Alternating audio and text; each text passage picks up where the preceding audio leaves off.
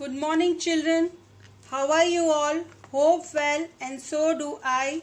Bhavna Desai, your EVS teacher, is with you with the lesson number 5, Seeds and Seeds. Last session we saw we did the observation of a plant, कि how much time it is getting to grow and what are the changes it is coming in that. Now we will go further with find out. We will go with find out. The first one is, how long did it take for the plant to come out from the soil? मतलब plant को soil में जब हम seeds डालते हैं तो बाहर आने में कितना टाइम लगता है. It took a week for the plant to come out of the soil.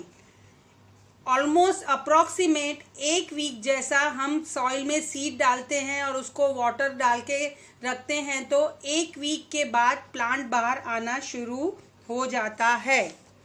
What was the difference in the height of the plant on the first and second day? जो हमने सीड डाले थे pot में तो first और second day में उसमें क्या चेंजेस आया था. The difference was a half centimeter. First day या सेकेंड डे मतलब आफ्टर अ वीक हमने जब 8 डे को देखा तो 8 और 9 डे में दो प्लांट का हाइट में हाफ सेंटीमीटर आधा सेंटीमीटर का फर्क आया था. फर्स्ट डे से सेकेंड डे प्लांट थोड़ा आधा सेंटीमीटर बढ़ गया था. On which day did the height of the plant increase the most? कौन से दिन प्लांट की हाइट सबसे ज़्यादा बढ़ी थी?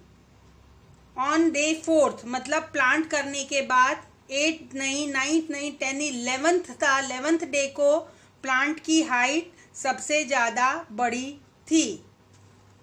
Did new leaves come out of the plant every day? Plant में रोज 8 डे के बाद रोज नई लीव्स आती थी. यस, एवरी डे प्लांट पे नई लीव्स ग्रो हो रही थी. Was there any changes in the stem of the plant? Plant के स्टेम में कोई भी चेंज आ रहा था तो हाँ वो भी बढ़ रहा था, मोटा हो रहा था. डे बाय डे वो थिक हो रहा था. Discuss. Which seed took the most number of days for the stem to come out of the soil? मतलब हमने वो 4 अलग अलग सीड डाले थे. मस्टर्ड सीड डाला था एक पॉट में, दूसरे में फेन्यूग्रीक डाला था, तीसरे में तिल सीसम डाला था और फोर्थ में कोरिएंडर डाला था. तो इन 4 में से कौन से सीड को बाहर आने में, प्लांट को ग्रो होने में कौन से सीड को ज़्यादा टाइम लगा था? इट वॉज तिल. सीसम का प्लांट था, वो बाहर आने में उसको टाइम लगा था. Which seeds took the least days to come out of the soil? Soil में से बहुत ही कम टाइम में कौन सा सीड जल्दी ग्रो हो गया? It was mustard. मस्टर्ड मतलब राई. जो सरसों हमने डाली थी, राई को हम सरसों भी बोलते हैं. तो सरसों के जो सीड डाले थे वो जल्दी उगना शुरू हो गए थे. Which seeds did not grow at all? Why? कौन सा सीड था जो ग्रो हुआ ही नहीं था और वाई, क्यों? All the seeds grow up. However, if proper water and air had not been provided, they will not have proper growth. सब हमने जो सीसम, मस्टर्ड, कोरिएंडर एंड फेन्यूग्रीक डाला था सबको इक्वली हमने पानी दिया था और उसको एयर भी मिल रही थी. इसलिए इसमें से चारों में से कोई भी ऐसा प्लांट नहीं था कि जो ग्रो नहीं हुआ था. क्योंकि अगर प्लांट को प्रॉपर एयर और वाटर मिलेंगे तो डेफिनेटली प्लांट ग्रो होना शुरू हो जाता है. What would happen if the plant do not get water? अगर हम प्लांट को वाटर नहीं देंगे तो क्या होगा? दे वुड ड्राई अप और टर्न येलो. अगर प्लांट को वाटर नहीं मिलता है तो वो सूख जाते हैं और येलो, सूखने के बाद येलो कलर के हो जाते हैं. Now straight from the heart. Here it is, straight from your heart. The question is, what is inside the seed? Seed के अंदर क्या होता है? Inside the seeds there are cotyledons and embryo. Seed के अंदर कॉटलिंडन्स होता है और embryo. Now you might have question के what is cotyledons? Meaning of cotyledons is a part inside a seed that looks like a small leaf. जो seed के अंदर कॉटलिंड्स होता है उसमें छोटी सी लीफ, छोटी सी पत्ती होती है। That is a developing plant uses as store food. जो प्लांट बड़ा होना चाहता है वो ये कॉटलिंड्स में अपना फूड स्टोर करता है। The first part of the seed to appear about the ground. ये कॉटलिंड्स ही है जो हम जब सीड को सॉइल में डालते हैं और वाटर और एयर मिलता है तो सबसे पहला पार्ट कौन सा ग्रो होके बाहर आता है? That is called cotyledons. It is said कि प्लांट के अंदर एक छोटा बेबी प्लांट होता है, that is called cotyledons. Cotyledons leaf जैसा होता है जो हम अगर उसको सीड को सॉइल में डाल के वाटर और एयर देते हैं तो कॉटलिंड्स ही ग्रो होके बाहर आता है। How does a big plant grow from tiny plants? बड़े प्लांट्स कैसे छोटे प्लांट में से बड़े प्लांट कैसे होते हैं?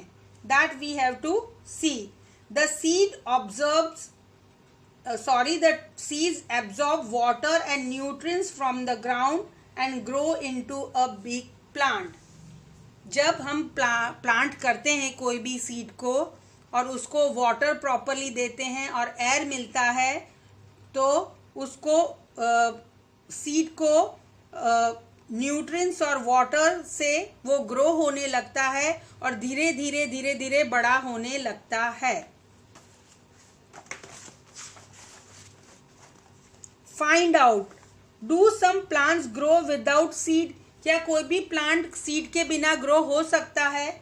कोई भी ऐसा है चीज जो सीड के बिना ग्रो होता है? यस, पटेटो, रोज, बनाना एक्सेट्रा ग्रो विदाउट सीड। ये जो है ये सीड के बिना भी ग्रो होते हैं।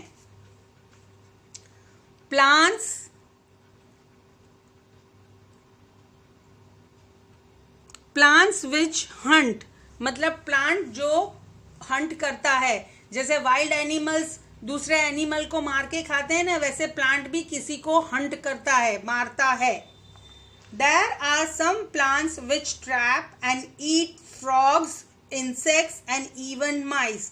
ऐसे बहुत सारे प्लांट है जो फ्रॉग अपने प्लांट के अंदर फ्रॉग को, इंसेक्ट को या माइस को पकड़ के खाते हैं। प्लांट के अंदर उसको ट्रैप कर लेते हैं, उसको बंद कर देते हैं। The pitcher plant is one such plant. Pitcher plant. Here I will show you children. Pitcher plant. Here it is. You can see pitcher plant. This is a pitcher plant. It is found in Australia, Indonesia and Meghalaya in India. ये plant हमें कहाँ देखने को मिलता है? तो Australia, Indonesia और India में मेघालय प्लेस है, वहाँ पे ये प्लांट हमको देखने को मिलता है। It has a picture like shape and the mouth is covered with by a leaf. देखो इसका शेप कैसा है, पिक्चर जैसा है, और ये ऊपर उसका जो माउथ है वो लीफ से कवर किया हुआ है, पत्ते से कवर किया है। The plant has a special smell that attract insects to it. ये प्लांट को इसमें से एक अलग टाइप की स्मेल आती है, बहुत अच्छी स्मेल आती है, जिससे आकर्षित होके ये इंसेक्ट प्लांट के पास आते हैं। When the insect land on the mouth of the plant, it gets trapped and cannot get out. What a clever way to hunt. क्या करता है, ये प्लांट का जो स्मेल है वो इतनी अच्छी होती है तो ये इंसेक्ट्स अट्रैक्ट होके इसके माउथ के पास आते हैं, और जैसे ये माउथ के पास आते हैं तो ये इसको अंदर खींच के प्लांट को बंद कर देता है, कवर कर देता है। इस तरह वो इंसेक्ट को ट्रैप करता है। कितना क्लेवर वे है इंसेक्ट को अट्रैक्ट करने का।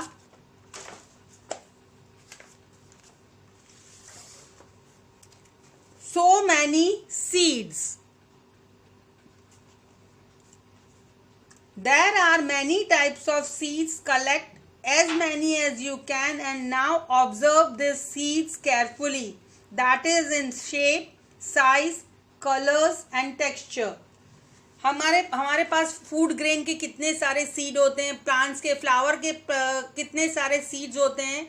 आप हो सके उतना कलेक्ट कीजिए और फिर उसका ऑब्जर्वेशन कीजिए कि उसका शेप कैसा है, उसका कलर कैसा है, टेक्सचर का मतलब होता है स्मूथ है या रफ है, ये सब ऑब्जर्व करना है और उसका कलर तो हमें स्पेशली ऑब्जर्व करना है। So children, here I am closing my lesson. Next session will meet again. Till then, bye bye, see you.